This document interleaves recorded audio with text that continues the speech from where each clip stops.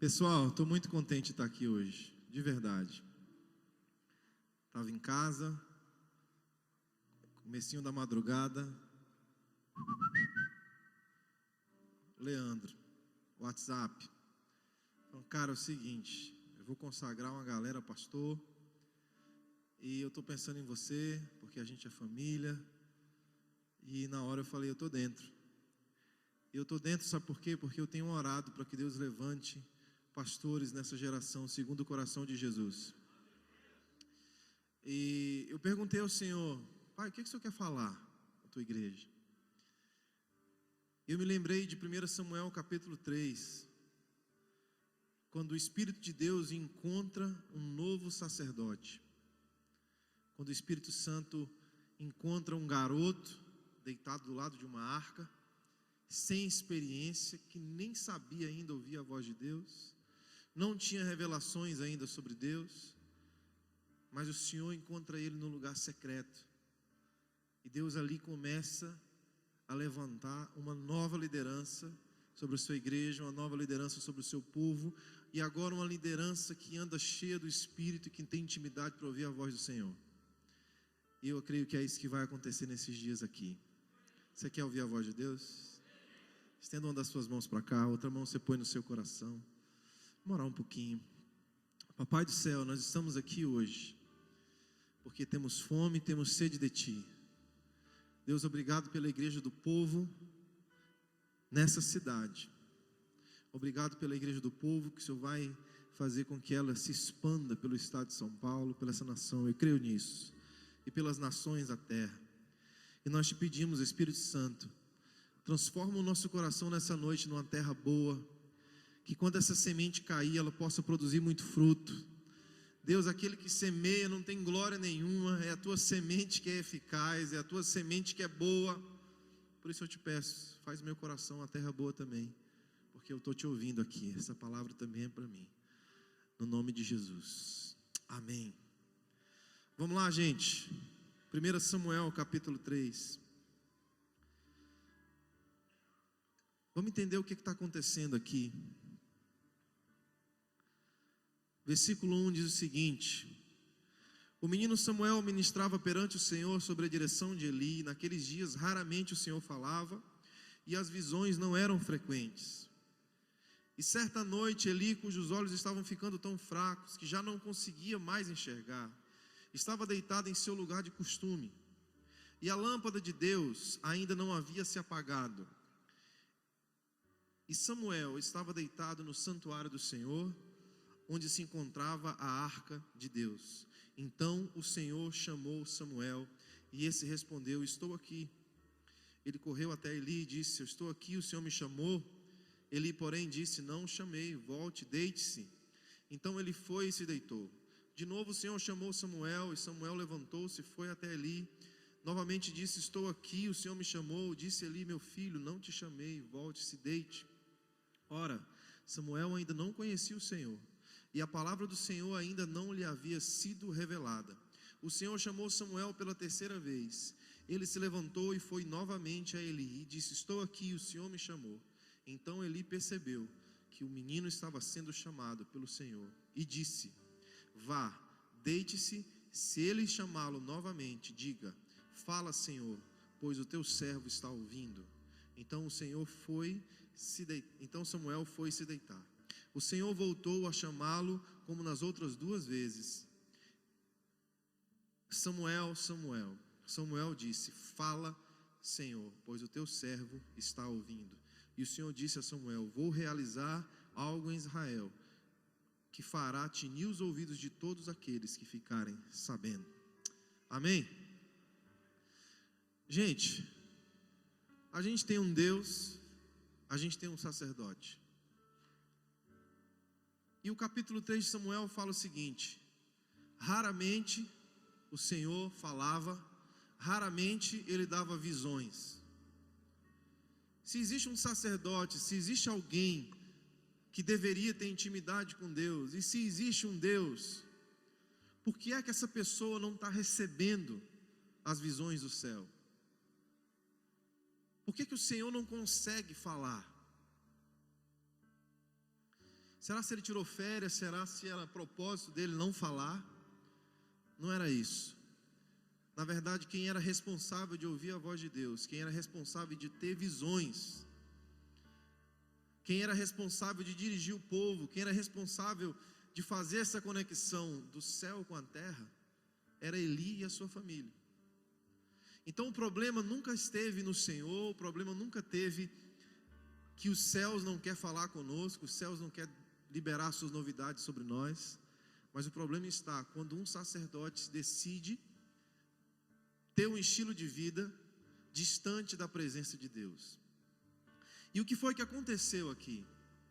Se a gente abrir a Bíblia, Samuel capítulo 2, vem uma profecia no capítulo 29 sobre a família de Eli.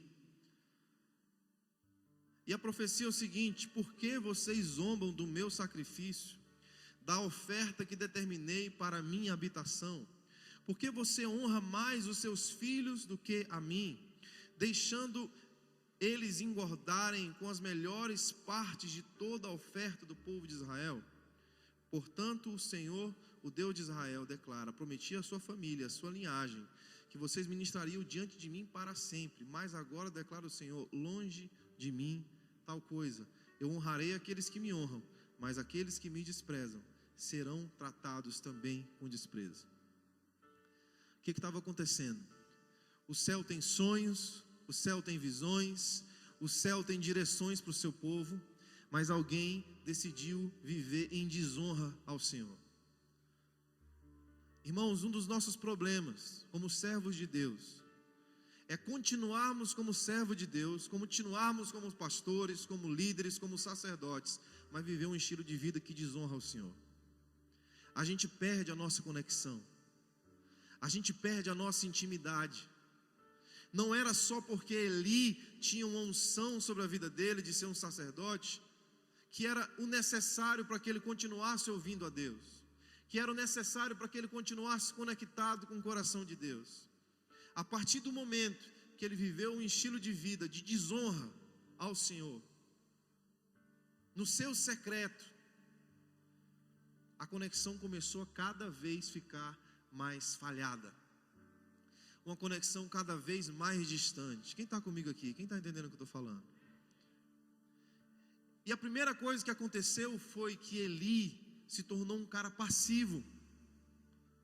E muitos de nós que estamos em liderança, estamos caminhando com Deus, às vezes o pecado não é propriamente nosso, mas às vezes por amor, às vezes por compaixão, a gente se acostuma com o pecado de outras pessoas. E no caso de Eli, os seus filhos levavam prostitutas para dentro do templo, se prostituíam com elas, e eles selecionavam as melhores partes das ofertas, e ao invés de jogarem aquilo no fogo para sacrificar ao Senhor, eles se alimentavam.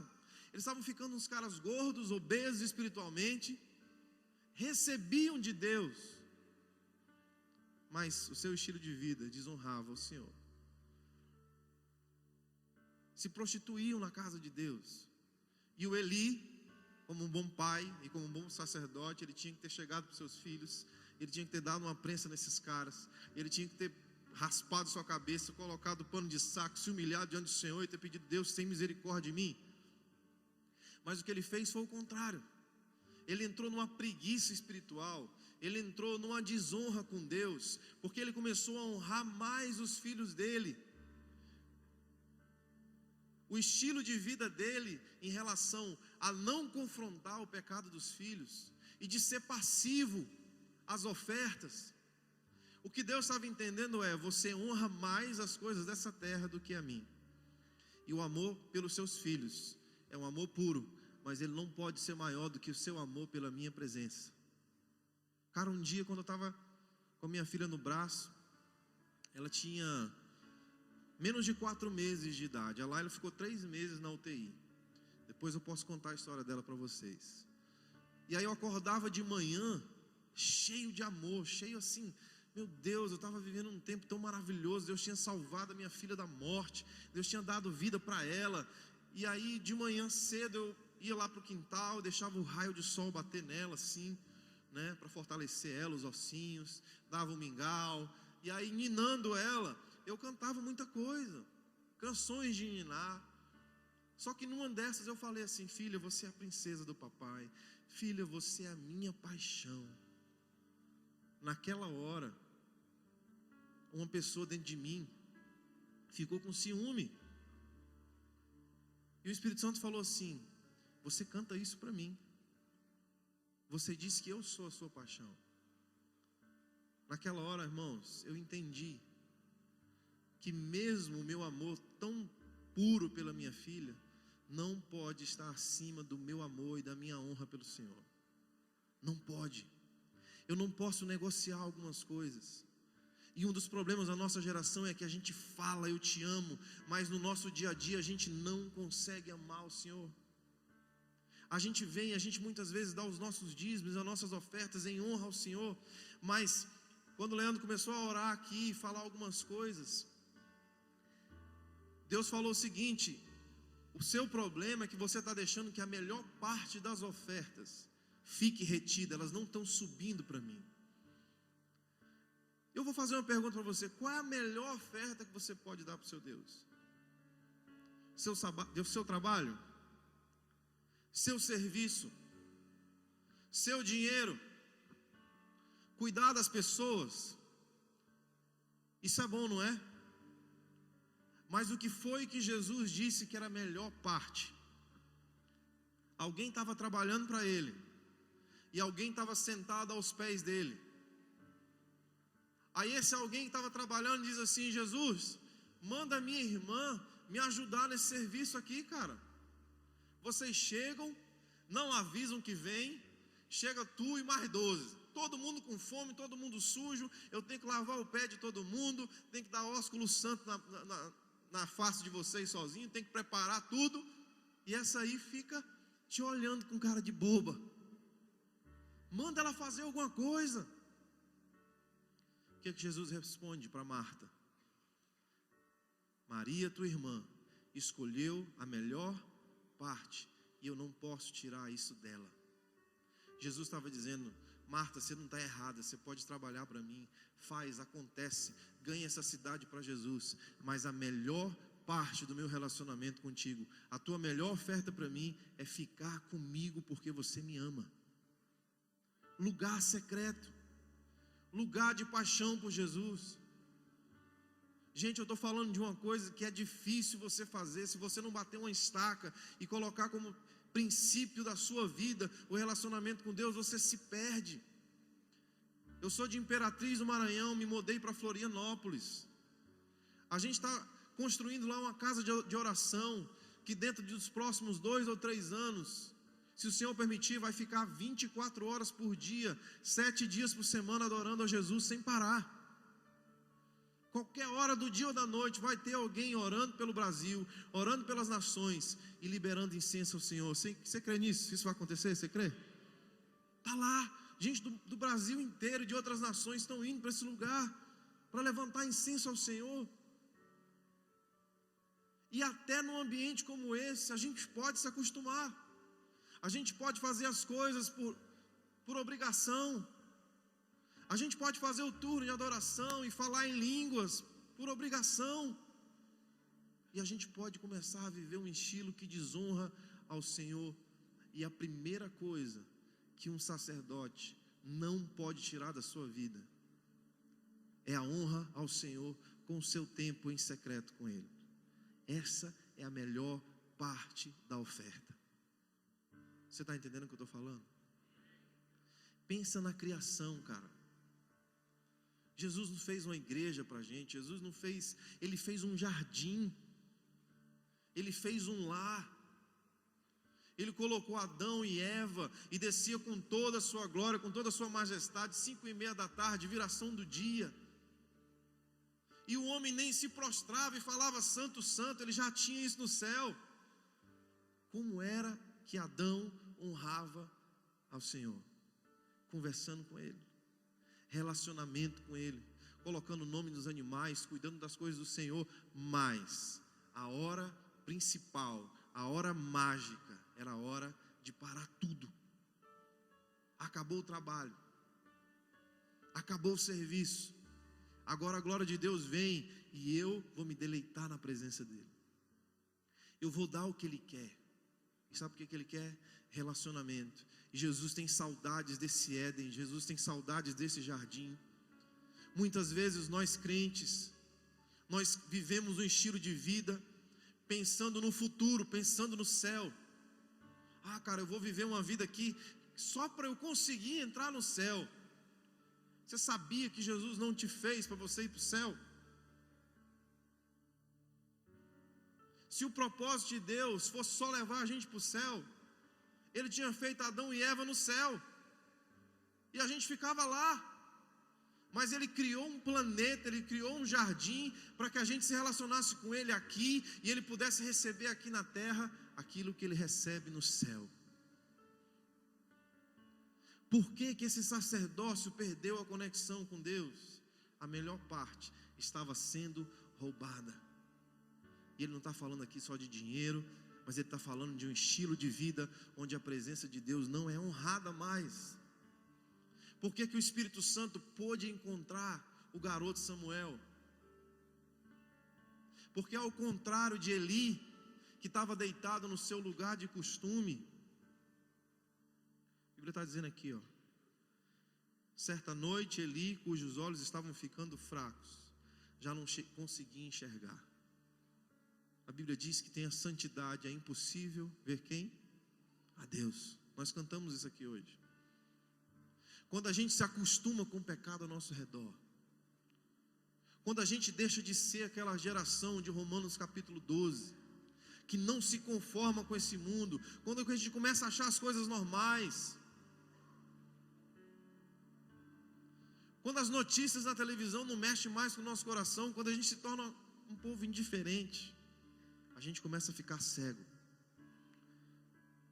A conformidade com esse mundo começa a colocar uma venda nos nossos olhos, e a gente para de enxergar a vontade total de Deus para as nossas vidas. A gente faz parte de uma geração muito perigosa. Nunca houve uma geração como a nossa. Um dia desse minha mãe viu um vídeo na internet, e ela falou uma coisa para mim, e ela disse assim: meu filho, eu nunca imaginei na minha vida ver uma coisa dessa, ver uma notícia dessa. Eu nunca imaginei que isso pudesse acontecer. O nível da promiscuidade está aumentando a cada dia. E o problema do sacerdote antigo é que ele se conformou com o mundo. E pior, ele se fez igual ao mundo. E pior, ele deixou de honrar a Deus, ele deixou de ter relacionamento com Deus. A oferta que era para Deus, ela começou a ser roubada. Um sacerdócio foi destituído por causa da sexualidade.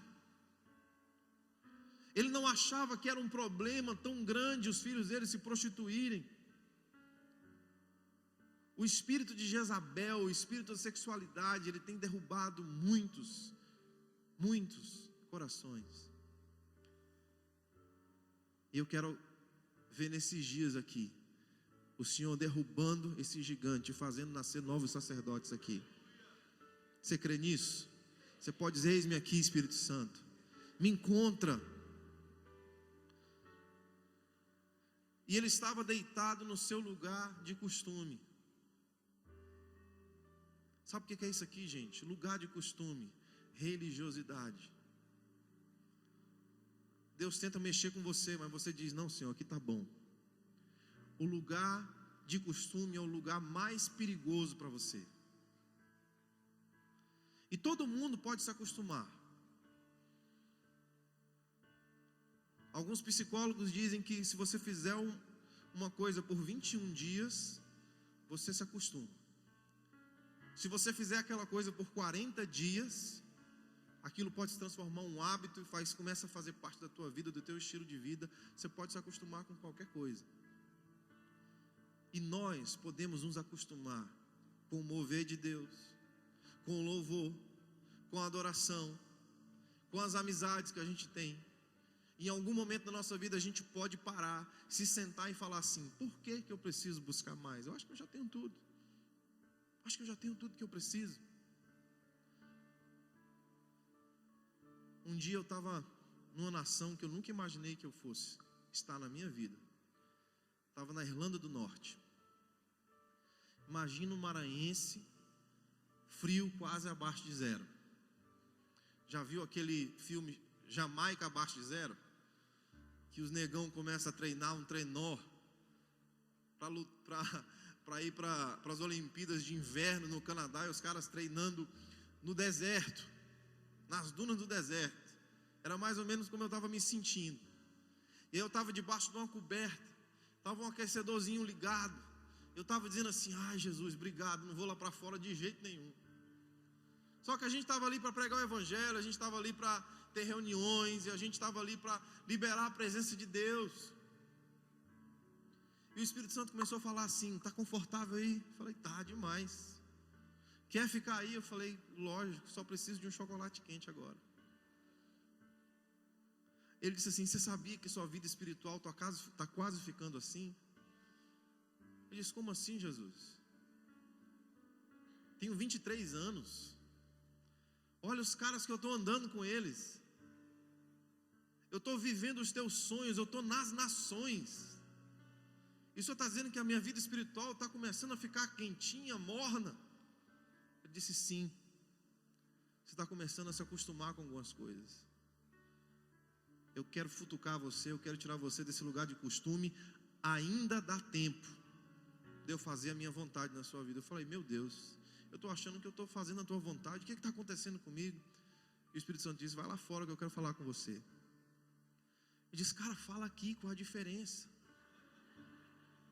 Por que tua voz se manifesta no frio? Eu comecei a tentar falar com Deus. Fala: não, tua voz é fogo, se manifesta no calor. Ele: sai daí, maranhense. Sai igual Robocop, cara, 3 toucas, 5 calças, 1000 camisas, e saí lá para fora. Falei: fala logo, Espírito Santo, fala logo. E ele disse assim: eu quero que você saia da cidade que você está morando. Eu quero que você volte lá para o interior do Maranhão. Eu falei assim: Espírito Santo, está errado. Você me trouxe para Belo Horizonte. Gravei meu disco precioso. Já vendeu 15.000 cópias. Eu já estou começando a ir para as conferências. Eu já estou começando a receber convite de um monte de lugar do Brasil. Está ficando bom, eu já vou noivar, já vou mudar para cá. Já estou vendo um apartamento para alugar. A Camila vai estudar aqui. Ele disse: sai do lugar confortável. Vai para o Maranhão. O pessoal do Maranhão nessa época só tinha um voo diário na minha cidade, da TAM. Milhares de reais para você voar de lá.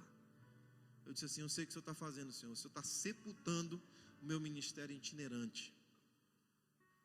E pessoal, realmente foram 2 anos, 2 primeiros anos de casamento. Foi muita dificuldade. Foi uma época de dobrar os joelhos com vergonha de não ir mais para a casa da sogra ou para a casa da mãe. 15 para meio-dia, dizer que estava passando por ali. E foi dar um abraço, que nada, queria filar uma boia. De joelhar e ver a provisão do Senhor chegar em casa, alguém levar uma oferta, alguém levar uma cesta básica.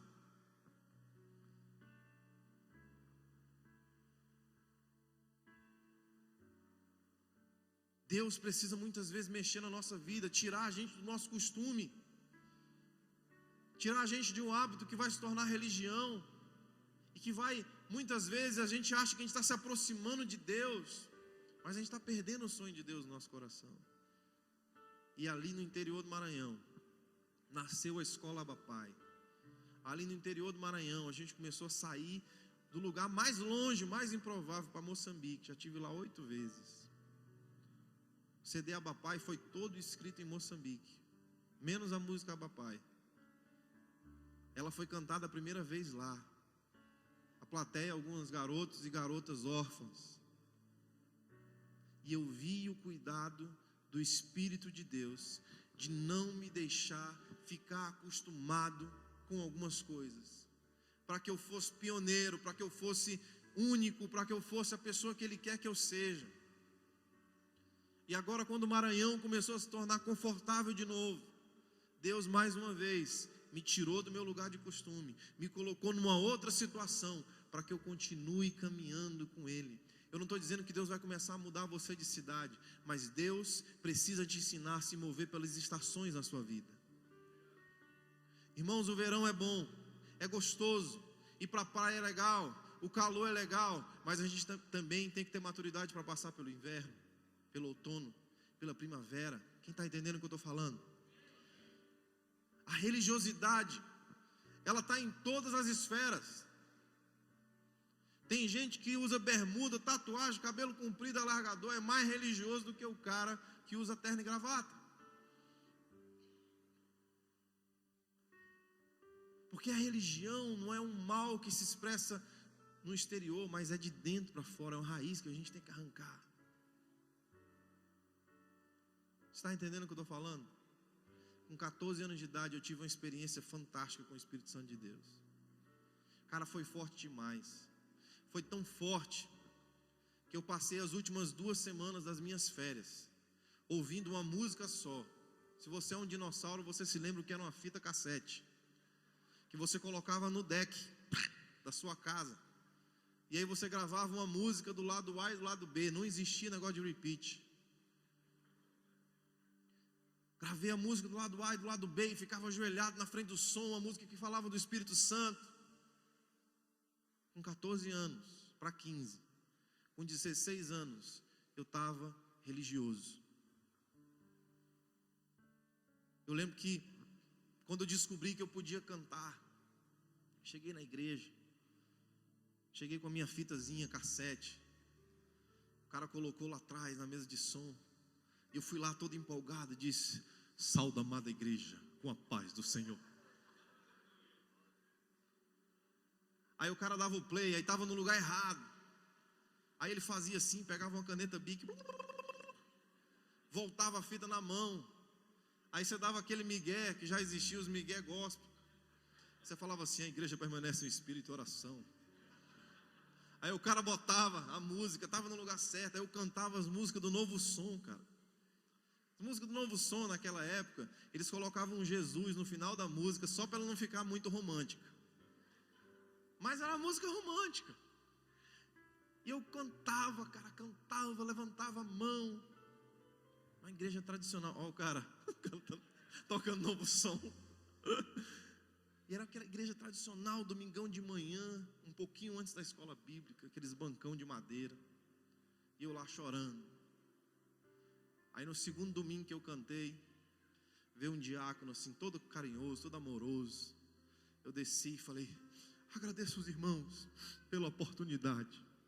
O hino que eu cantei tem por título, aí falava.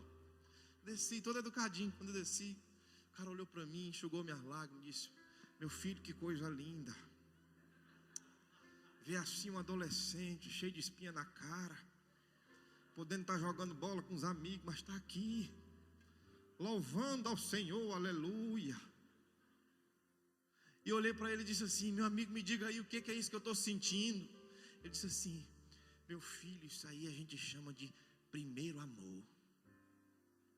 Aí eu olhei para ele e disse assim: "Cara, se esse aqui é o primeiro amor, quando eu chegar lá para o 7º, 8º, 10º, vai ser muito bom, cara." Aí ele começou a sorrir e falou: "Oh, meu filho, o senhor entendeu errado. Primeiro amor é quando a gente está novo convertido, quando a gente, tudo é novo, tudo é bonito. Mas se preocupe não, daqui a pouco você vai ficar igual a gente." Aí ele apontou para a igreja. Lembrei daquilo que o Danduque fala, né? Parecia um curral, os irmãos tudo com cara de vaca. Naquele dia eu perguntei assim: "Espírito Santo, então peraí, relacionamento contigo, relacionamento com Jesus é tipo assim, um ano e meio de lua de mel. Aí eu estou fissurado por você, eu quero teu fogo, eu quero tua glória, eu quero tua presença. Pode cantar, tirei o pau no gato, eu estou lá chorando. Mas depois dessa fase de lua de mel, eu vou me tornar um cara religioso, um cara sem paixão, um cara indiferente com as pessoas, um cara que está lá com a sua família no culto de domingo. Será que é isso?" Alguns homens de Deus têm me provado que não é isso, está longe disso. Algumas pessoas que eu conheci quando tinha 60 anos, que hoje tem 70, estão queimando mais por Jesus do que 10 anos atrás. Algumas pessoas que eu encontro que são verdadeiras, que toda vez que eu encontro, está no nível maior de unção, um nível maior de presença, um nível maior de paixão. Sabe por quê? Porque não estão no seu lugar de costume. São sacerdotes que, apesar dos seus títulos, apesar dos seus dons, apesar dos seus talentos, olha para Jesus e fala assim: obrigado por essa cama confortável, mas o meu lugar é no chão, dormindo do lado da arca. É aqui que eu quero ficar. É onde eu quero ficar. Versículo 3. A lâmpada de Deus ainda não havia se apagado. O que eu quero falar para vocês? A lâmpada de Deus ainda não se apagou sobre a nossa nação. Ainda tem esperança, cara. Ainda tem gente escondido, ainda tem gente que vai ser encontrado pelo Espírito Santo. A gente ainda vai ver muitas músicas saindo, muitos livros vindo para fora, muitos pastores com dons e talentos poderosos, porque a lâmpada de Deus ainda não se apagou. O mover de Deus está vivo, está aceso. Você pode dizer amém? Seu coração ainda está em chamas. Você pode dizer amém? E Samuel estava deitado no santuário. Não era uma cama confortável, onde se encontrava a arca de Deus. Uma família eleita não pôde ouvir a voz de Deus, nem trazer os sonhos e as visões de Deus para a sua geração. Mas um garoto que nem mesmo sabia ouvir a voz de Deus, porque estava no secreto, porque estava do lado da arca, porque estava no lugar certo, na hora certa, foi encontrado pelo Espírito Santo.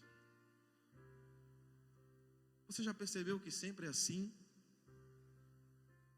Quando Jesus veio, Ele não pôde escolher discípulos entre os fariseus, entre os sacerdotes. Ele ia levar mais de 3 anos só para tirar a religiosidade deles, para conseguir colocar algo de bom. Ele foi atrás dos reprovados. Ele foi atrás daqueles que um dia receberam um não e ouviram assim: cara, vocês podem ser bons judeus, vocês podem ser bons pescadores, Mateus, você pode ser um bom médico, tá bom, queridão? Mas você não pode ser um doutor da lei, você não pode ser um mestre da palavra, você não pode ser o rabi, você está desqualificado. E Jesus foi atrás desses caras. Quando Deus sonhou com a nação de Israel, Ele não pegou um garotinho de 22 anos e uma menina de 17, na flor da idade, hormônios funcionando a mil. Vai lá, meu amigo, curte a sua esposa, faça uma nação inteira de filhos. Ele não fez isso. Ele pegou um cara rico, que estava quase entregando toda a sua herança para o seu melhor servo, um senhorzinho de idade, 90 anos, uma senhora de idade, para piorar a situação, estéril. Deus coloca um sonho no coração dele, uma visão no coração dele, diz assim: se você seguir a minha voz, eu vou mudar a sua história, e você não vai viver uma história de não deixar um legado, mas você vai virar uma nação. Vou te dar um filho, esse filho vai se transformar numa nação inteira. Você entende o que eu estou falando, irmão? Deus sempre escolhe aqueles que não são. Então, se você está ouvindo aqui e está dizendo assim: cara, eu acho que o Daniel está falando isso só para o pessoal que vai ser consagrado. Não, estou falando isso para você. Paulo diz, Pedro diz que nós temos o sacerdócio de todos os santos. Cada uma das pessoas que está me ouvindo aqui hoje é um sacerdote, é alguém que tem que servir ao Senhor, é alguém que tem que encontrar o seu lugar no coração de Deus e viver para Ele. Eu acho uma coisa interessante. Versículo 7 diz assim: ora, Samuel ainda não conhecia o Senhor. Como é que alguém consagrado desde o ventre, como é que alguém que enquanto seus colegas estão jogando PlayStation, está varrendo a igreja, como é que alguém, quando está todo mundo jogando futebol, ele está lá limpando a arca, acendendo a lâmpada, fazendo todos os serviços religiosos, como é que essa pessoa ainda não conhece o Senhor? Participar de atividades cristãs não significa que você conhece o coração de Deus em profundidade. Tem gente que vai ficar decepcionado. Jesus diz lá em Mateus que Ele vai separar as ovelhas dos bodes, e que os bodes fizeram coisas mais maravilhosas até do que as ovelhas. Os caras expulsaram demônios, os caras falaram em línguas, os caras ressuscitaram mortos, os caras pregaram o evangelho. Jesus fala assim: cara, mas eu não conheço vocês. Isso não me impressiona. As ovelhas são aqui, ó. Elas conhecem o meu coração. O Espírito de Deus está disposto a pegar você, que ainda não conhece o Senhor, em te ensinar as profundezas do coração dele. O Espírito de Deus insistiu com Samuel. Foram 4 vezes. 90% de margem de erro. Ele errou 3. Ele confundiu a voz de Deus 3 vezes. Só na 4ª vez foi que ele disse: eis-me aqui, Senhor, pode falar.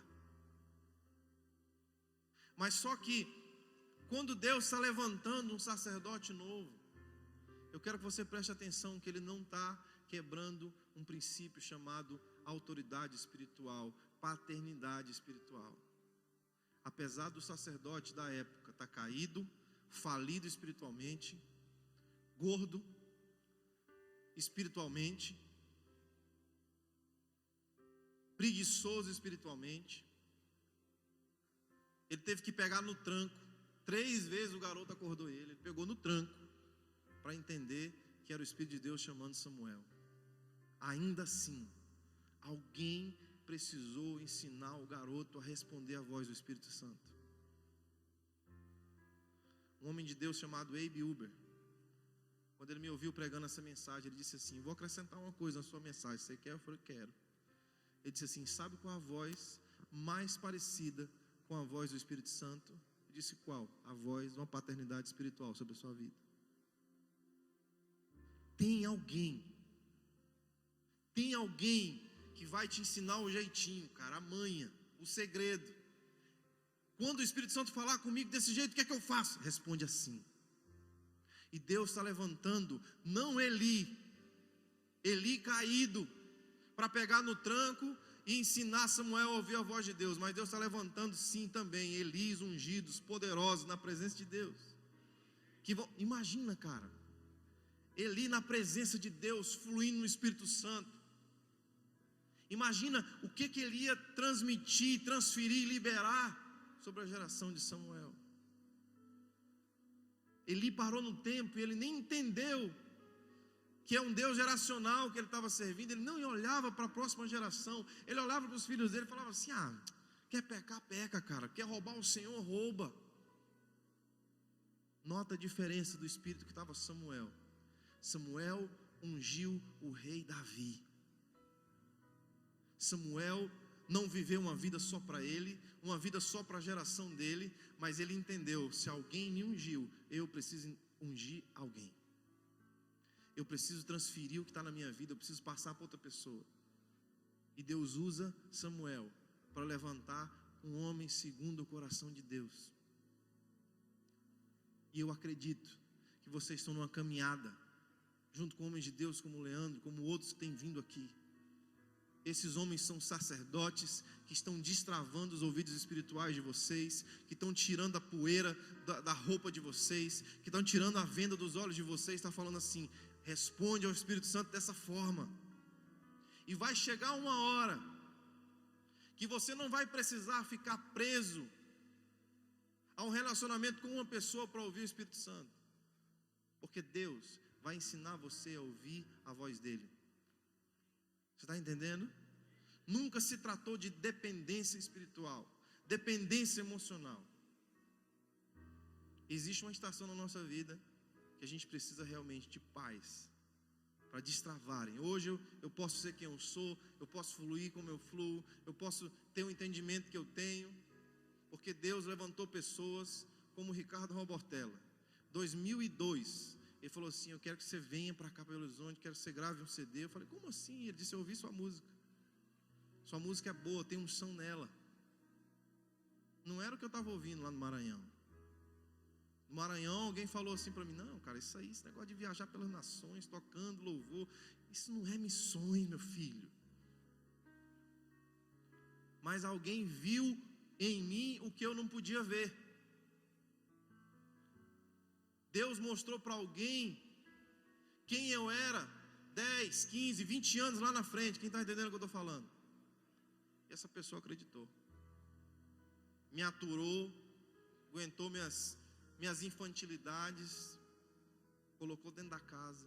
2 anos morei na casa dele, da forma dele, no estilo dele.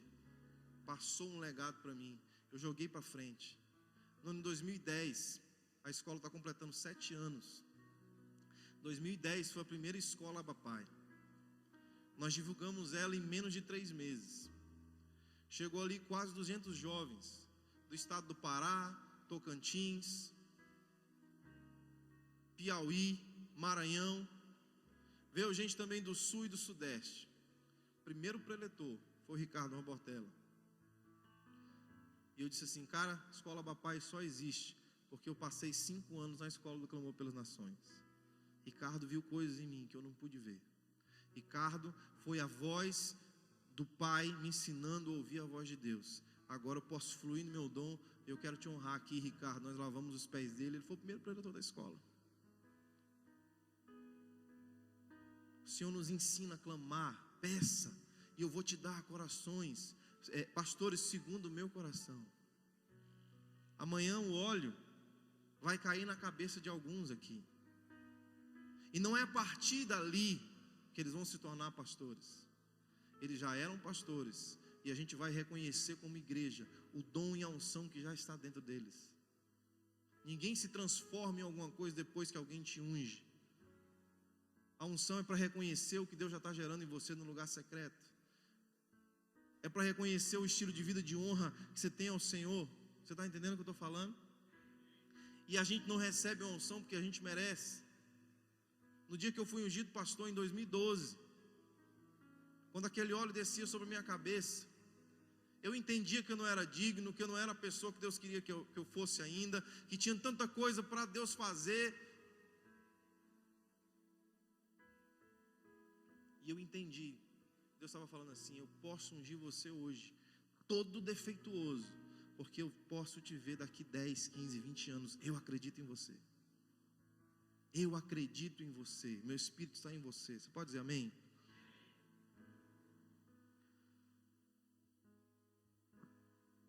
Quantos aqui querem aprender a ouvir a voz do Espírito Santo? A gente não pode só viver um estilo de vida de ouvir. Eu já estou encerrando. Mas nós precisamos viver um estilo de vida de responder.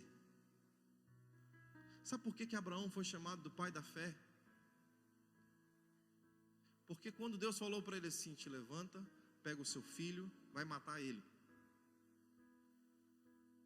Abraão, ele aprendeu a ouvir a voz de Deus, mas ele não tutubiava, ele não calculava o preço, ele não ficava com medo, ele se levantava e ele ia.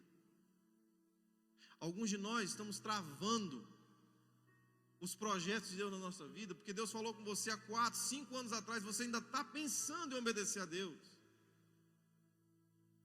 Eu tinha um cachorro, pitbull. O nome do cachorro era profético, o nome dele era Anjo. Meu companheiro de oração, cara, sério mesmo. Quantas vezes eu fui lá para o quintal: Senhor, e aí, o que o Senhor quer falar comigo? O anjo estava lá. Onde eu parava, eu ficava olhando para o céu. Descobri que ele estava com uma doença. E aí minha filha era apaixonada por ele, tinha 10 meses. Tinha até um possível tratamento para o Anjo. Mas, se o mosquitinho picasse ele, picasse minha filha, eu falei: ô Anjão, olha para mim aqui com esses seus olhos verdes. Te amo, cara. Mas se existe um céu dos pitbull, tu vai para lá hoje. Rapaz, pensa numa agonia, pensa numa dor. E aquele cachorro parece que ele estava feliz, maravilhoso. Tinha 2 coisas que faziam ele maravilhosamente feliz. Primeiro cachorro que eu conheço, que tinha um espírito de gato, ele amava caçar rato. Se você falasse: Anjo, olha o rato, ele ficava louco, ele ficava maluco. Eu tinha que enganar ele, eu pegava uma meia preta e jogava: olha o rato. Aí ele corria, pegava o pseu do rato e me olhava com aquela cara assim: miserável, você me enganou de novo. E aí eu fui levar meu amigão para ser sacrificado. Eu me lembrei de Abraão, falei: cara, eu demorei um mês para sacrificar meu cachorro, sabendo que era a coisa certa que eu tinha que fazer. Abraão, Deus falou com ele na madrugada, e a Bíblia diz assim: na manhã seguinte, o sol foi raiando, e o cara foi dizendo: é isso que o Senhor quer? É isso que eu vou fazer. Ele pegou a lenha, ele acordou os funcionários. Imagina ele encarando a mulher dele de frente, falando assim: onde é que você vai? Vou matar o menino. Imagina a convicção desse cara. Talvez se fosse comigo, se fosse contigo, 40 dias de jejum. Ia se aconselhar com um monte de profeta diferente, para ver se Deus confirmava. Saber ouvir não era o suficiente para o sacerdócio que Deus queria levantar no Samuel. Saber responder era a parte mais importante. Tomar a atitude certa, fazer o que Deus quer. Versículo 7 diz assim, ó: a palavra do Senhor ainda não lhe havia sido revelada. Tiago diz que eu e você somos cartas de Deus. Deus tem uma palavra, uma mensagem que só você pode pregar. Um dia Deus disse para mim assim: a mensagem que eu tenho para a sua vida não foi revelada. Você não teve essa revelação ainda. Eu falei: então beleza, Jesus, vamos lá. Eu sei que tem a ver com paternidade. Irmãos, enquanto estava indo para a África, estava bom. Mas eu comecei a perder filhos. Eu perdi 2. Um de 5 meses de gestação, outro de 8 meses de gestação. Deus começou a permitir que eu passasse pelo vale da sombra da morte, e de sofrer perdendo crianças.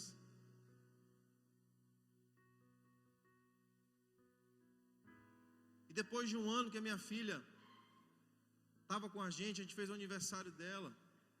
Um mês depois, a gente foi numa consulta de praxe, só para ver se estava tudo bem. O médico olhou para a gente e fez uma pergunta assim: papai, mamãe, vocês sabem o que é paralisia cerebral? Você sabe o que é paralisia cerebral? E aí eu preciso de mais 2 ou 3 noites para falar como meu coração ficou. Mas hoje eu sou pai de uma criança que vai fazer 5 anos. Ainda não fala, ainda não anda sozinha. Ela aprendeu agora a se sentar sozinha, glória a Deus por isso. Há 1 ano atrás ela não comia comida, só mingau. Agora ela está indo para a escolinha e está comendo 2 pratos de arroz e feijão. Eu tenho uma filha que nunca se levantou correndo, veio para mim e me beijou e disse: papai, estava com saudade, trouxe presente? Algumas coisas eu não vivi, mas eu tenho vivido coisas no relacionamento com minha filha que são incomparáveis com uma pessoa que tem uma filha ou um filho normal. A mensagem que Deus está escrevendo na tábua do meu coração, como uma tatuagem que vai sangrando, que vai doendo, e Deus vai colocando em você a sua identidade, a mensagem que você carrega. Eu posso em qualquer lugar do mundo, eu preciso falar que eu sirvo um Deus que é Pai, e esse Pai é bom, esse Pai te ama como você é, esse Pai é amoroso, e esse Pai não vai desistir de você até que Ele veja em você a imagem de Jesus. O sacerdote que Deus está levantando nesse dia, está disposto a abrir os seus braços e falar assim: Pai, escreve a tua mensagem em mim. Eu ainda não sei, mas eu estou disposto. Escreve a tua mensagem em mim. Em 2008, eu estava cantando em Moçambique: Pai, tua voz me acalma, senta aqui. Eu falei: pronto, é isso, é missões. Parte da história estava se escrevendo. O dia que eu cheguei na APAI com a minha filha no colo, amanhã eu vou passar o vídeo para vocês. Eu comecei a ver outras crianças, outras famílias passando pela mesma luta. Conheci umas menininhas, Emily e a Ellen, as 2 gêmeas, 7 anos de idade. E eu descobri que tinha pai, que tinha mãe, passando por aquela tempestade multiplicado por 2. E parte da mensagem que Deus tem escrito no meu coração tem sido ajudar essas famílias. A gente já levou para o Maranhão 2 vezes terapeutas do Sul, e eles na minha casa, na sala da minha casa, atenderam crianças ali. Eu vi crianças darem 3 passos a primeira vez no corredor da minha casa. Nós levantamos, através das camisetas da Laila, mais de 45 mil reais. A gente montou uma sala de fisioterapia que ainda não existe no Maranhão. A gente montou lá em Imperatriz, Maranhão. Está lá, está montada. O que eu quero falar com isso? Se um dia eu tivesse me acostumado, me deitado, falado, Senhor, está aqui, está bom, para que mais? Talvez eu não tivesse passado por tantas dores que eu passei, mas eu não seria a pessoa que eu sou no Senhor hoje. Eu não conheceria o coração de Jesus como eu conheço hoje. Eu seria como aquele jovem rico que chegou lá empolgado, querendo servir Jesus e falando, cara, o que eu faço para te servir? É muito simples. Você não pode servir 2 senhores. Jesus olhou no coração dele, como ele está olhando no meu e no seu. Eu só preciso derrubar um Deus que está no seu coração. Seu Deus é ostentação. Seu Deus é dinheiro. Seu Deus é fama. Eu só preciso arrancar ele do seu coração. Vai, vende tudo, dá aos pobres. Não quero nem que você traga no gasofilaço da minha igreja. Dá para os pobres. Aí você vem e você me segue. Sabe o que aconteceu? Ele calculou o preço, baixou a cabeça e disse assim, esse evangelho é duro demais para mim. Eu cheguei aqui querendo ser um cara que ia expulsar demônios, ouvir a voz de Deus falando, esse é meu filho amado, andar sobre as águas, ajudar esse cara a multiplicar pão, mas o preço é alto demais. O preço é muito alto. Os discípulos também sentiram na pele a dor do coração daquele garoto. Falaram assim, Jesus, esse menino é bom, esse menino é crente, olha os mandamentos, ele está servindo a lei, qual o problema do Senhor com dinheiro? E a gente que não tem um tostão furado, a gente deixou tudo. Aquele cara calculou o preço e não deixou Jesus terminar a pregação. Porque o final da pregação de Jesus não era que ele ia ser pobre o resto da vida. O final da pregação de Jesus era, se ele tivesse me ouvido, ele ia receber 100 vezes mais. Qualquer um que tem renunciado casa, pai, mãe, por amor de mim, receberá nessa terra 100 vezes mais. E também no céu, na eternidade. Alguém calculou o preço. E porque calculou o preço, não entendeu que Deus queria dar uma herança para ele nessa terra e uma herança na eternidade.